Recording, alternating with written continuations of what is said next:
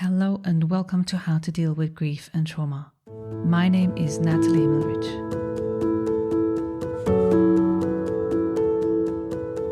Today on the podcast I'm speaking with Shelby Forsythia, who lost her mother due to breast cancer following years of treatment. Shelby was just 21 and this traumatic experience influenced her life as a young adult. Dealing with her mother's loss, she delved into understanding and learning about grief. Later, she experienced loss again after separating from her fiancé on the same day as she lost her job. Even though Shelby was practiced at dealing with grief, it did not make the pain of grief become any easier when, on top of everything else, she then also lost her best friend. But there was more awareness on how to support herself through it. Shelby explains. Dropped to my knees on my apartment floor and just wailed. I just turned up the loudest music I could and I screamed, and I realized about halfway through I was like, I'm not just screaming about the wallet. I am screaming about my mother and my identity and my loss of faith and home and joy and all these things I feel like have been ripped away from me in her death. And as I was laying there about a half hour later, because you can only cry for so long, you can only tantrum your grief for so long, I was laying there and this voice just popped into my head and it said, you just gave yourself permission to grieve. About this week's guest. Shelby Forsythia is a grief guide, author and podcast host. In 2020, she founded Life After Loss Academy, an online course and community that has helped dozens of grievers grow and find their way after death, divorce, diagnosis, and other major life transitions. Following her mother's death in 2013, Shelby began calling herself a student of grief and now devotes her days to reading, writing, and speaking about loss. Through a combination of mindfulness tools and intuitive open-ended questions, she guides her clients to welcome grief as a teacher and create meaningful lives that honored and include the heartbreaks they faced. Her work has been featured in the Huffington Post, Bustle, and the Oprah Magazine.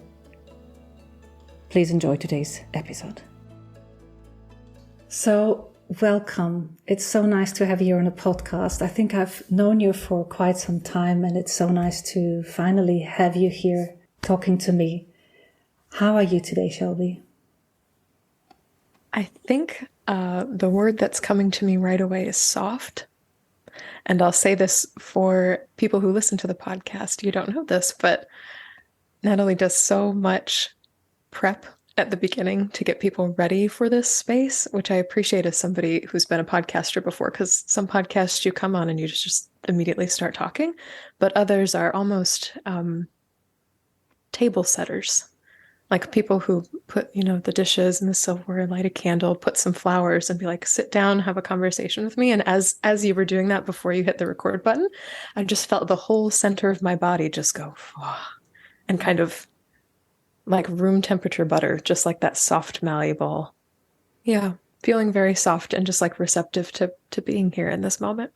Thank you.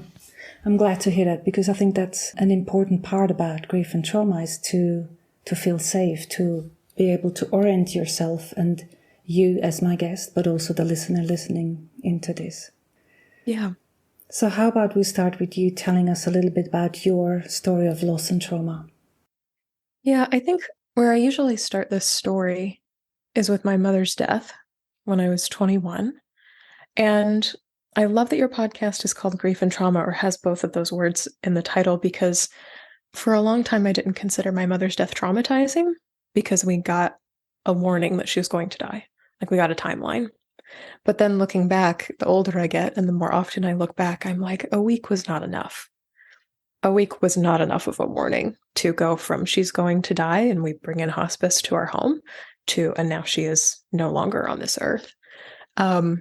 She died from breast cancer that came back unexpectedly, but her death, I often say, is the world's worst cherry on 4 years of hell in my life. Because while I was in college, the 4 years I was in college, I came out as queer in a family in North Carolina, suburban South, that was kind of receptive to that, but kind of not. And so there was kind of this questioning of where I belonged, or did I belong in my family? Very shortly after that, my dad was diagnosed with 2 brain aneurysms, and he almost died from that experience because he was put on a wait list for surgery, and it just took a long time to happen. And when doctors go digging around in your brain, you change. And so watching him change as a person and lose abilities that he'd had the entire time I knew him as a child and his daughter was really scary. And to be at the hospital almost more than I was home was uncomfortable and hard, and a world I had never lived in before. And then after he came out of the hospital with both of his aneurysms having been fixed in all the ways that they could be fixed, I know that's an imperfect word, then my mother was diagnosed with breast cancer. And so we thought we were in the clear and we were done with the meal trains and the casseroles and the hospital visits and all this stuff. And then we were flung back into this world again. And she went through treatments and chemo and was put into remission, I think, about a year later.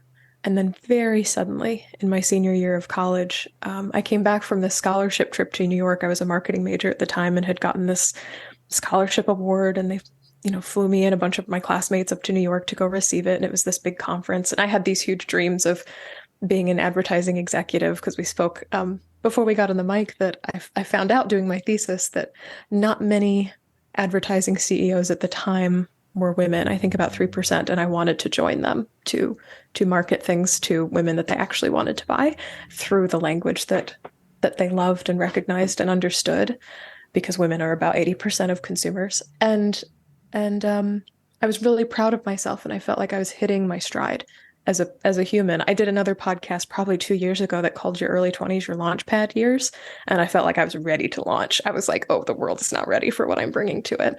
And I got home from that trip and got home from the airport to my apartment on campus, and I got a call from my dad that my mom was in the hospital again, and they weren't sure, but they thought her cancer had returned. And by the time I came home for winter break, it was confirmed. And it had metastasized to other places in her body. They went in and did all the surgeries that they could. But by December 19th, they said, there's no more we can do for you. You should call in hospice, because you will not, we can buy you time. We can't buy you any more life from this. We can't cure this. This is not something we have a cure for. And we brought in hospice, and I think the expectation, at least I had in my brain, I'm not sure about the rest of my family members, is that maybe we'd get a good 6 weeks, 6 months. Like, we were looking at time. And my mom ended up deteriorating really fast in a week, and she died the day after Christmas. And it destroyed for me as a 21-year-old, and the older I get, the younger that seems. It's been almost 10 years now, but destroyed not only the future that I thought I was going to have with her, but my relationship to so many other things. My relationship to my home, the place I grew up, the feeling of home, or the feeling of feeling safe in the world, or having a safe place to go to, my identity as a daughter in my family, the hope of reconciliation, because she and I still did not see eye to eye about my identity when she died. And then we also lost kind of who she was as our past person, as the memory keeper. She actually sold scrapbooking supplies in the 90s. And she was the container for so many stories of our family. And again, kind of the older I get and the more I look back, I'm like, oh, I wish I could ask about that. And she would be the only person who knew. And then there was kind of this diminishing of faith as well. I had this belief, I think a lot of people do, that if you're good enough, good things will happen. And if you're bad enough, bad things will happen. And I grew up in a Christian household and have since kind of reworked that to suit how I need to be spiritual in the world. But the belief of a good, bad God died as well. And so there were so many things that died immediately when she did. And that was my introduction, not only to grief, but to very close death of a person that I loved. And then slowly, as I've gotten older, I've started to put the trauma label on there too. Not a formal diagnosis, but that was a traumatizing experience to survive at 21, when so many of my other friends were partying or walking across the graduation stage, or just not living in that world. Suddenly I was plunged into a world that none of my peers were living in. And that was wild. That definitely sounds, also from the story that you're telling of the years before, like that tells something about the place in which this happened. There was already a lot of stress and a lot of ongoing uncertainty in your family in regards to your dad's health. And then your mom's health just came afterwards. So how did you deal with that? And you were saying that, I mean, there was not a lot of other people who had similar experiences, if at all any, that you knew. So how did you deal with that as a young adult in life without a mother? There are ways that I coped that I wish I had done differently. And then there are ways that I coped that, looking back, I'm really proud of. And so I will kind of share both sides of the coin there, because they both happened within the experience of my body and being alive. And there are things I'm like, oh, I wish I, could have changed my mind on that one, or responded differently. And then there are other things of like, that was more helpful than I even knew at the time. And so some of the things that were hard to survive, or that made it harder to survive on myself, that I didn't recognize at the time, was that I developed an eating disorder. I would swing wildly between eating a lot and eating nothing. And food was a big source of stress. And I think, looking back, I still have yet to really put language around it. But it was something that predictably could be a source of joy for me. So amidst all of the stressors and everything else that was happening, I was like, well, I could always go get takeout, or I could always go get a cupcake from the grocery store or something like that. And that is something that would, quote unquote, make me happy.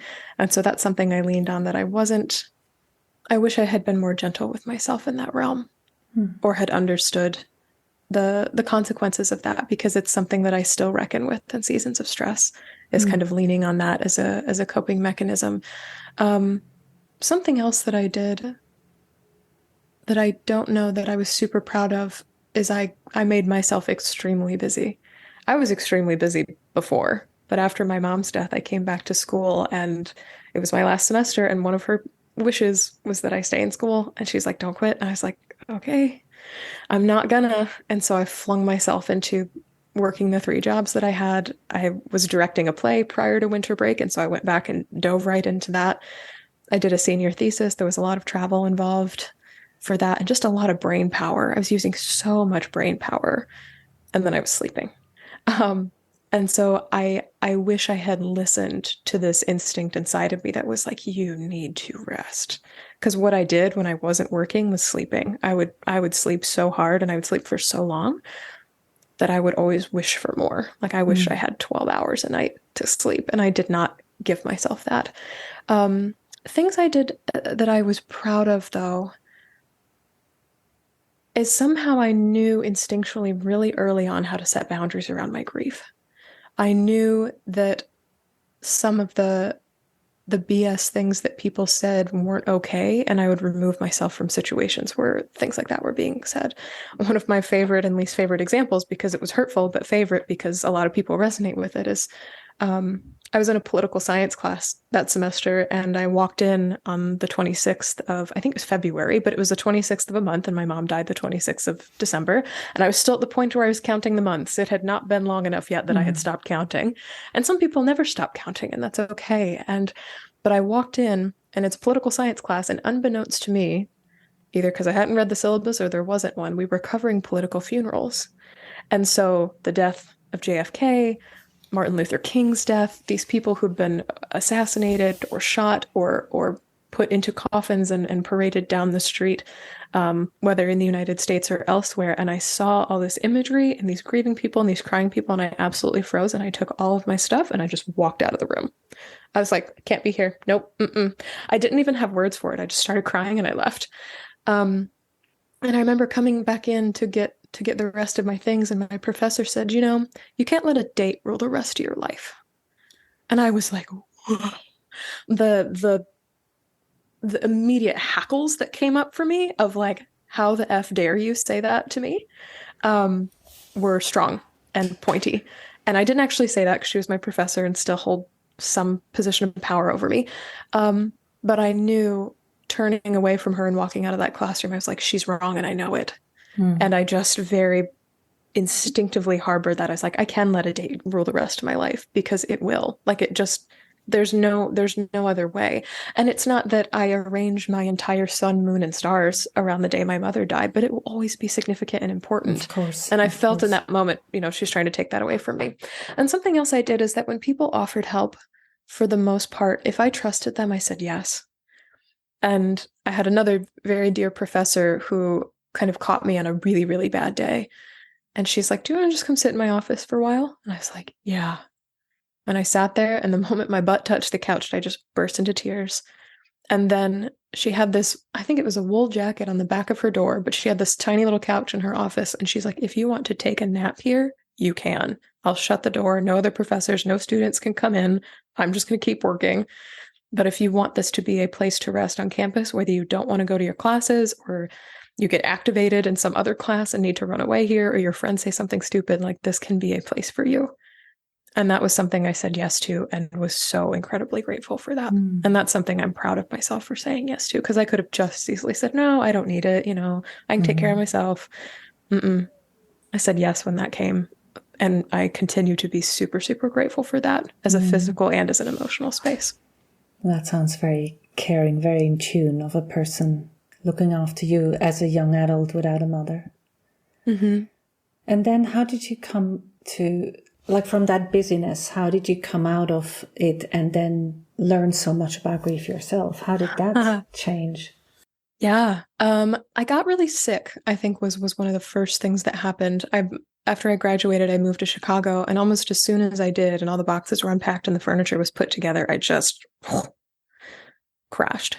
And I was that way for a while. I had to get a lot of help from doctors and nutritionists and chiropractors and sleep help people and all these helpers, all these body workers. I really needed to look at me. And I kind of just dinked around in terms of career. I was a receptionist for a while. I fell into floral design for a little bit. But I had this, when I was a receptionist, there was a lending library at the company I worked for, and people could bring in books, then you could write your name and check out a book. And this is so funny because it's like grief support came in through the back door. I inadvertently checked out a book called The Happiness Project by Gretchen Rubin, and it has nothing to do with grief. There's no mention of grief, death, loss in the book that I can recall.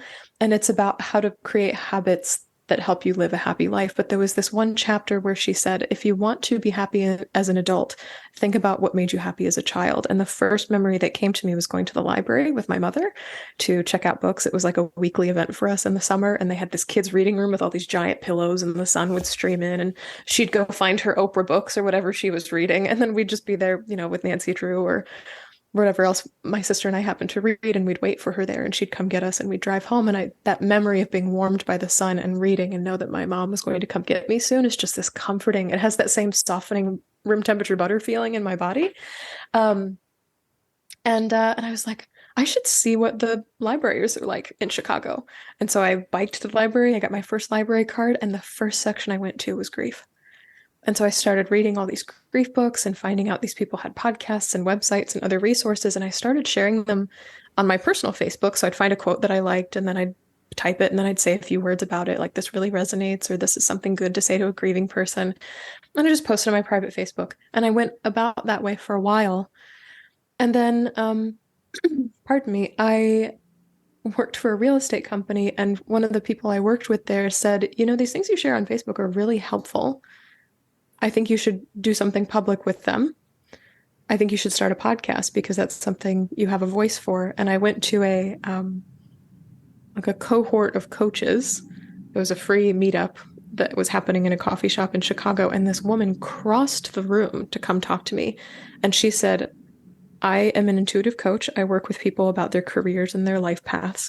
And I don't know why I feel so compelled to tell you this, but whatever it is, you need to use your voice, and you need to do it now. And so there was this almost like messenger. It was the wildest experience. Like nothing like this had ever happened to me before in my life. Somebody crossing a room to deliver a message. And I started Facebook Living the next day. And then I started podcasting really shortly after that. And that my aunt always says, the people looking for the light you're sending will find it. And my work just drew people to it. And it felt wild because I feel like what I did was what you're doing now. I just had conversations with people, but these conversations I called the podcast Coming Back, about coming back to life after a devastating loss, whatever that means. Because it can mean, for some people, they would call it a return to normal. For some people, they would call it post-traumatic growth. For some people, they just call it coming back. They're like, I just came back. I'm different. I'm changed. I've got all these things I'm carrying with me now that I didn't used to, but I did come back.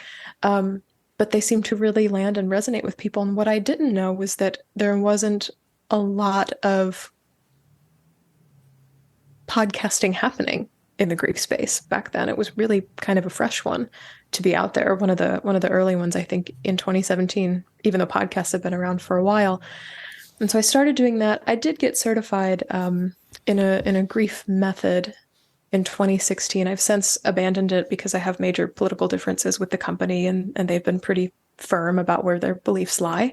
And I've kind of just branched out on my own. I learned through them that I really like working with people, though, as opposed to, or in addition to, having conversations. So I like having one-on-one conversations, but I also like these continuing relationships and these one-on-one experiences where people come to me and they're like, I'm struggling with this, or this feels like an obstacle with me, or I'm struggling to set this boundary with my friends and family. And I'm like, let's unpack that. Let's look into that box and see what's the story you're telling yourself about your relationship to grief or with grief. Who is grief to you? A bully, a tormentor, a tyrant, a captor?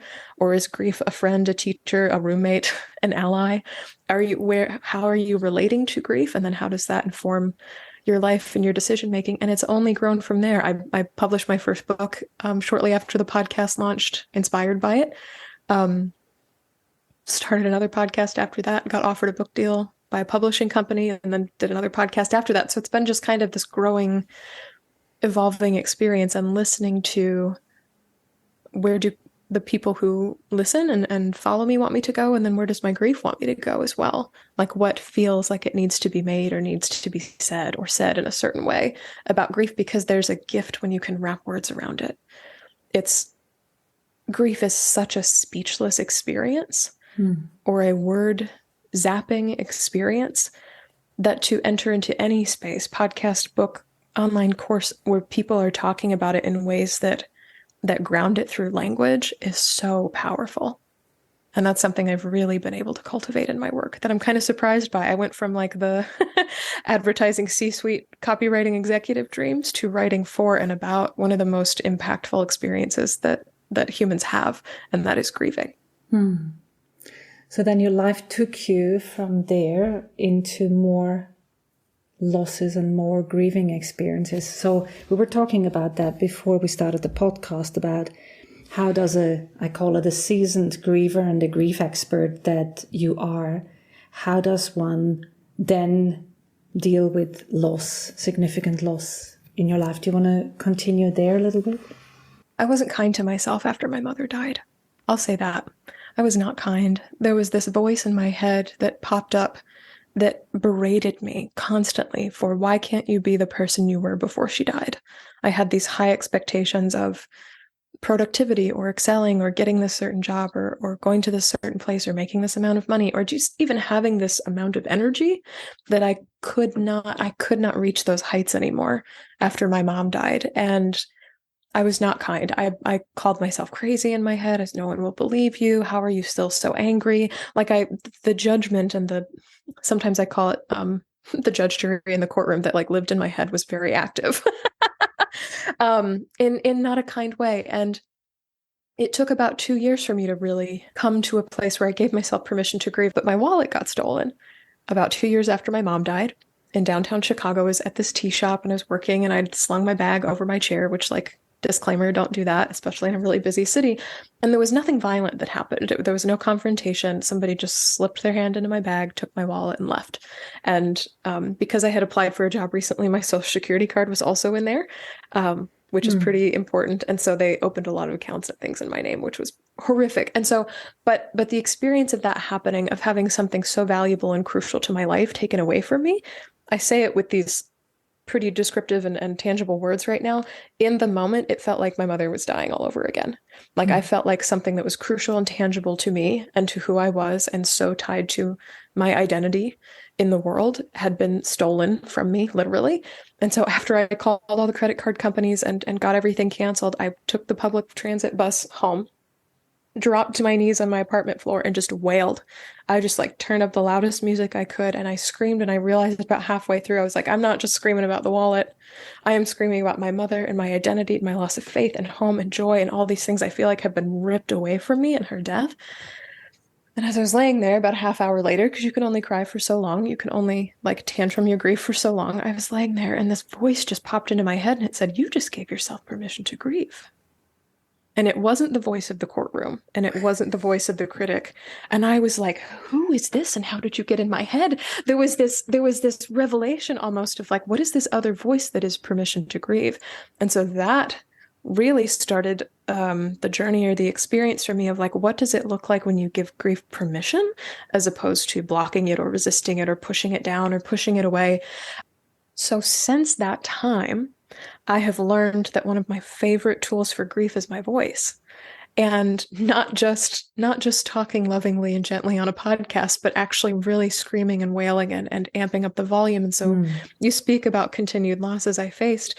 One of the biggest ones was in 2016. I was engaged to somebody who I thought I was going to marry. And very unexpectedly, on a random morning in May, we were long distance at the time with the intention of moving in together. She called and she said, I don't think I want to get married anymore. I've changed my mind. And then slipped into a space of great cruelty, which I won't really elaborate too much on here.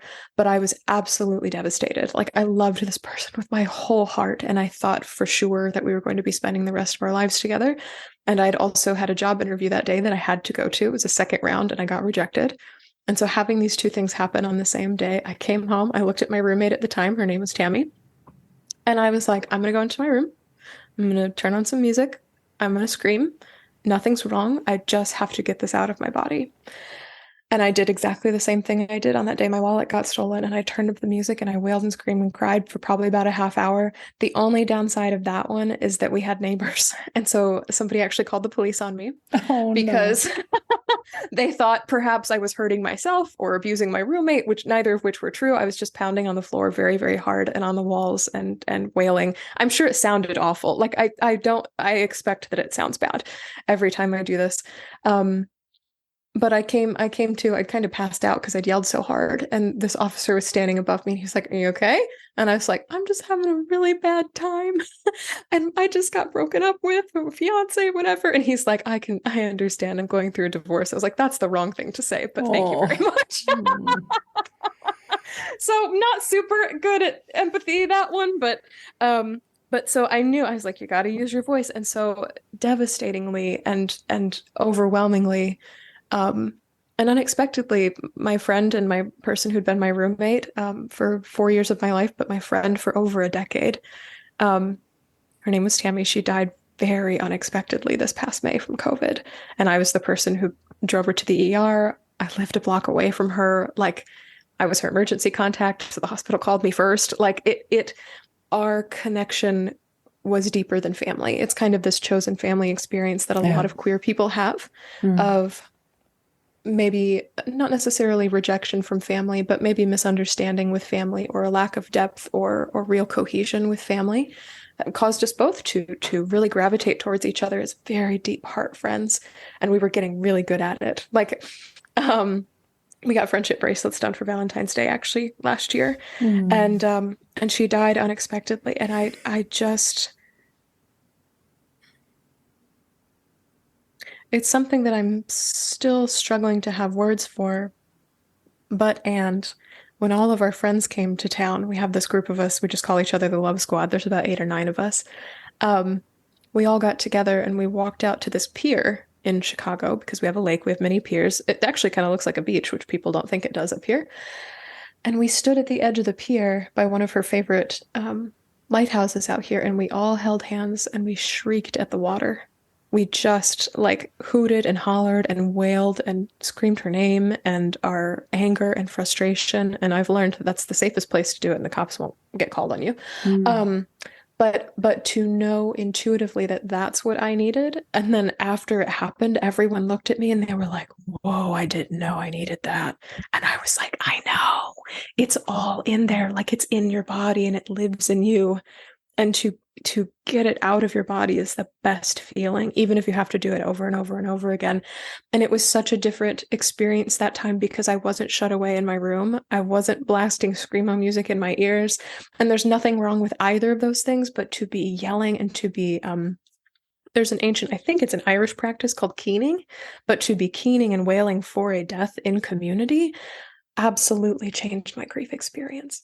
And simultaneously, like the despair I feel is deep. Like there's this perception, I think, that people who do grief for a living, whatever that happens to mean, whether it's therapy or healthcare workers or coaches or authors or podcasters, people who interact with death and dying on a regular basis are good at it, or that will have an easier time. I don't know that I've had an easier time. I think I know more about what's happening to and with me and around me, but I don't know that any of it has been easy. Like, I don't know that I would ascribe that to what has happened. I have gotten very sick again. I've been diagnosed with an autoimmune disorder, which I've never had in my life, as a result of her death. I have lost an enormous amount of hair as a result of her death, which has been wild. And just the stress and the overwhelm and the pace at which I can no longer go has been really highlighted by her death. And so there are things that, despite all of the wisdom in my head, I must feel. I still must feel. Like that never takes that away. The big difference, though, I think, is that the critic is silenced. That no longer exists. I have put the courtroom and the jury out to pasture, so to speak. They're not. I don't hire them anymore. They're not on my payroll. You've put them in jail. I have. Yes, I have tried them for their crimes, and now they're in my mental jail brain. I have much softer people that live in my head. And they've been people who've gone before. So I listen to, metaphorically, like a spiritual practice for me is, how would my mom respond to this, or tell me what is okay, or what she might do. She lost a very dear best friend when she was in her early 30s, and I'm 30 now. And so I've been feeling closer to my mother in that sense, walking through this. And then I even try my damnedest to communicate with Tammy, and she shows up. She makes herself known, and I believe in things like signs and symbols and numbers and finding money on the ground or birds in the sky and things like that. And so to feel like I'm in some sort of community with her as I'm actively grieving with her has been really healing too. And so there's these things I can draw, there's these tools I have, but in terms of it lessening the pain or me having an easier time, I don't think I'd ever say that. I just have more awareness, and I think it helps, but it doesn't make it easy. I would say it helps and it doesn't help, in the sense that the pain, there's no shortcut to pain. There's no shortcut to despair and all the feelings that it entails. And I think actually there's a purpose to it. I mean, all of that intense emotion, all of these intense emotions that come with grief, they have their purpose. They have their purpose for the grief energy to be felt. And yet we know a little bit more, and we have already normalized so many times to other people the experience that, to some degree, okay, we know that's normal, but it's still really hard. So this is what clients, at least from my experience, also are challenged by, because it's like, well, what can I do to make the pain go away? Nothing. Or feel it. It's not really the answer that people want, but I yet haven't heard any way to circumvent grief or the pain of grief. It just is the equivalent of what I like to say. It's the energy that is felt, the emotionality that is felt if love doesn't have a physical place to go to. Yeah, and I like to broaden that even with love, because not all relationships are loving, and yet you can grieve them or feel enormous amounts of pain. And so even things like attachments or expectations or hopes can also be attached to pain in that way too. I struggle sometimes with saying pain has a purpose, because sometimes for me it just exists. Like the pain, so more or less for me, is just like a presence. Like it's a thing that exists and that I interact with, but whether or not it means something, I kind of have to invent that meaning for myself. Like I have to decide what pain means, if anything at all, because sometimes pain just shows up to be painful. Like sometimes pain is pain, and I'm just like, well, there's pain again. Dang it. Like, and I just have to find a way to exist with it. And so maybe I think pain and grief are alike sometimes in that way, where I'm like, well, if I can see you as a as a teacher or even an unpleasant roommate, then I have a better time interacting with you. But if I see it as a tormentor or a captor or a bully or something that's out to destroy me or get me or be the end of me, which is a whole different kind of storytelling or language we can tell ourselves, then I have a much worse relationship with pain. And so a lot of my relationship to pain is not so much deciding what it means, but deciding like who it is to me or what it is to me. And so, yeah, purpose can be hard. It feels like a really big reach, especially when you're grieving, and meaning can be hard, but like the story or the definition of what is pain or who is pain, that sometimes is an easier doorway for me to get into when I'm thinking about pain and grief together. So I like what you're saying, and also I really like the metaphor that you're using with the who is grief for me. And with the pain and with the meaning, for me it's like there's so many meanings that are given or made or that we have taken on by society and by culture of what has been in the sphere for all this time. And a lot of it we're just taking on. But then for me, the difference happens when there's meaning creation rather than unconscious meaning making. And for me, I think this is an important part for my personal, or was an important part of my grief journey as well, to say, okay, what kind of meaning do I create for myself? Not for someone else's grief, but for myself with my losses that I had. Because that's what counts. Nothing really counts what someone else says, because maybe it doesn't apply to me or it doesn't fit with me. Like in my case, having lost twin, some people would put the meaning or the idea of at least you've got one and she's healthy. Well, that's sort of an idea of at least it isn't as bad as someone else losing the child that they were pregnant with, which is cognitively true, but emotionally that doesn't really patch up the loss of one of the girls. Mm-hmm.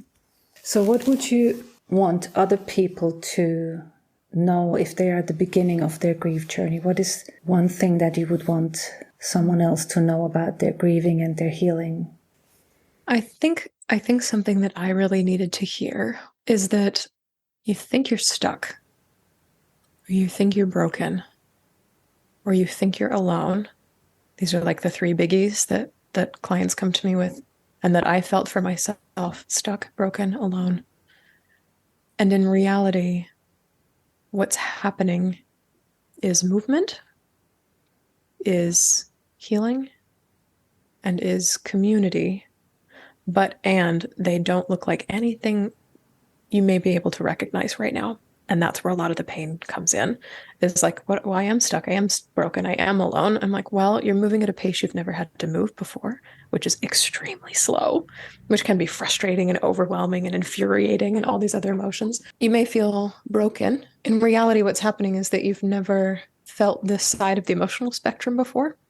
It feels pretty bad. Is that breaking, though? I've reframed it years into the future as a kind of expansion. I was like, well, I told myself the story that I was broken, that there was something wrong with me. But in reality, what was happening is that I was feeling a spectrum of emotions that I've never felt before. My life was largely stability, joy, and happiness, or even just boredness and contentedness. And so to feel things like despair and heartbreak and pain and numbness was a side of the spectrum I've never felt before. And so maybe in brokenness, what's actually happening is an emotional expansion. And then in aloneness, and this can be the hardest one to reframe or to allow to be different, because for many grieving people, they are actually literally physically alone. I know for me, I lived alone after my mother's death, which was a really hard thing to do.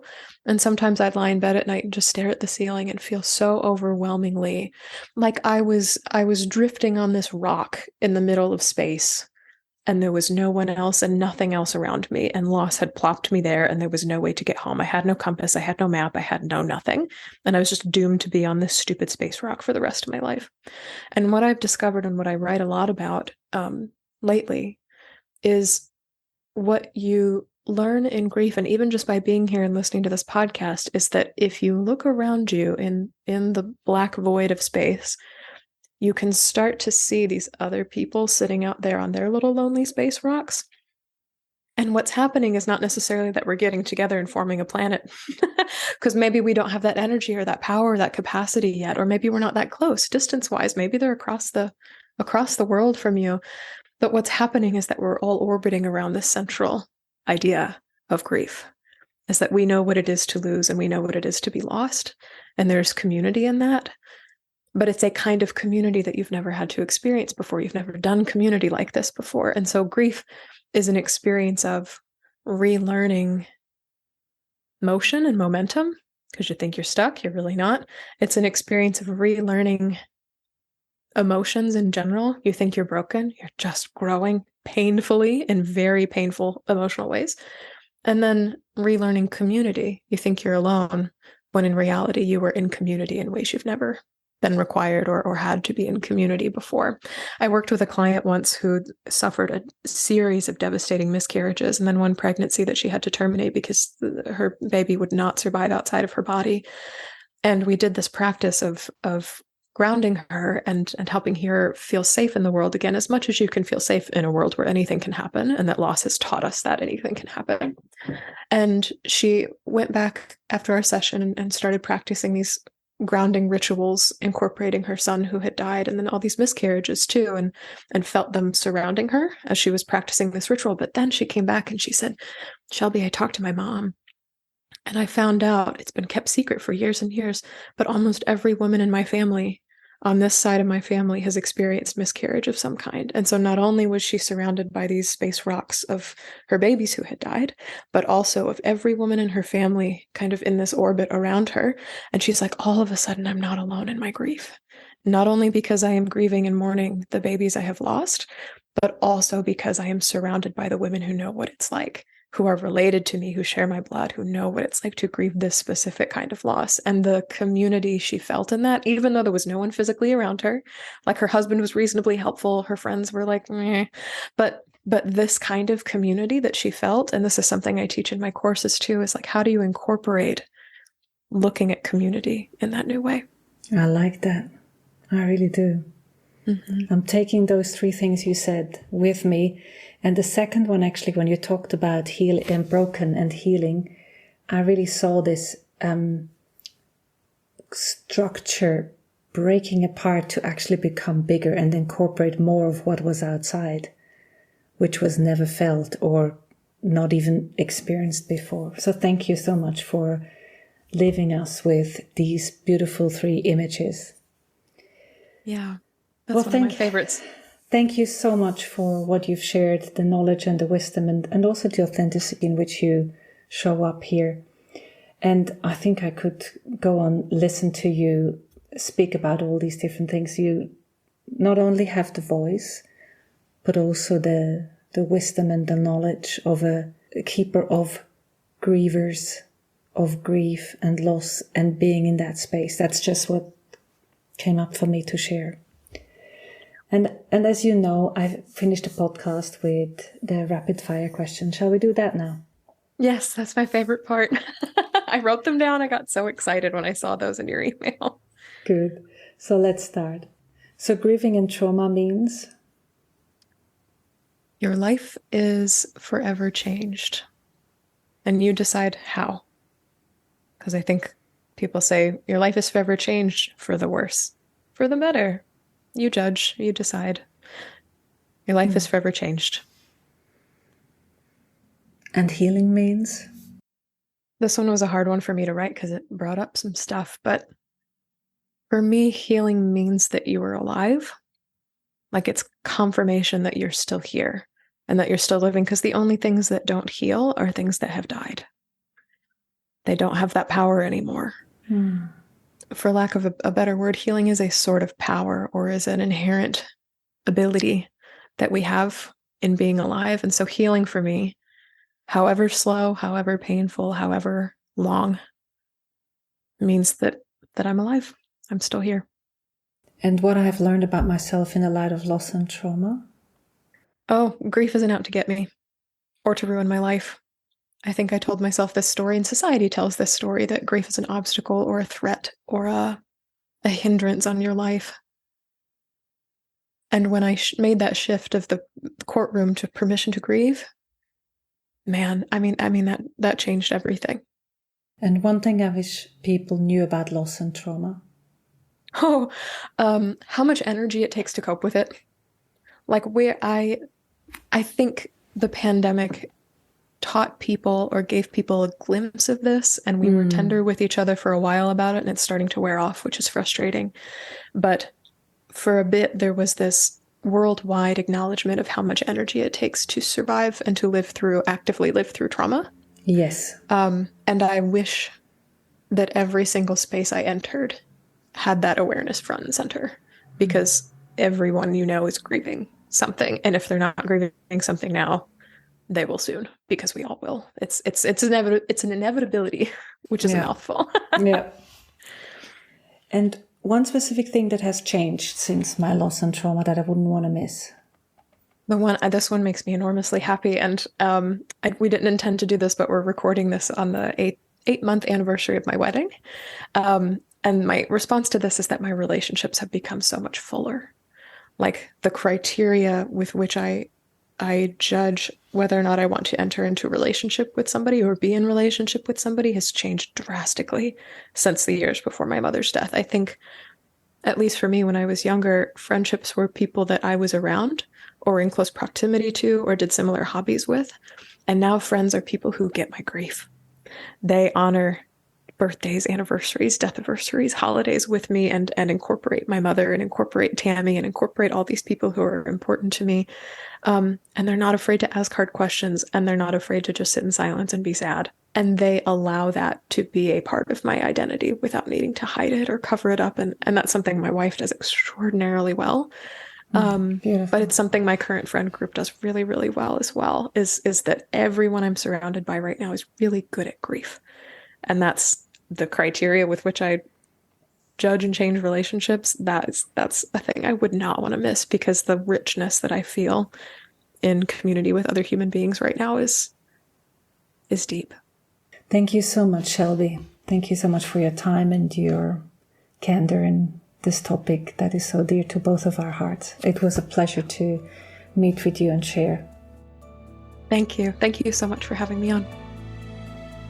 Thanks for listening to How to Deal with Grief and Trauma. If you'd like to be updated on future episodes, please subscribe to my newsletter on nataliehimmelrich.com. If you need grief support, please contact me for a 30 minutes free discovery session. How to Deal with Grief and Trauma is produced and edited by me, Natalie Himmelrich.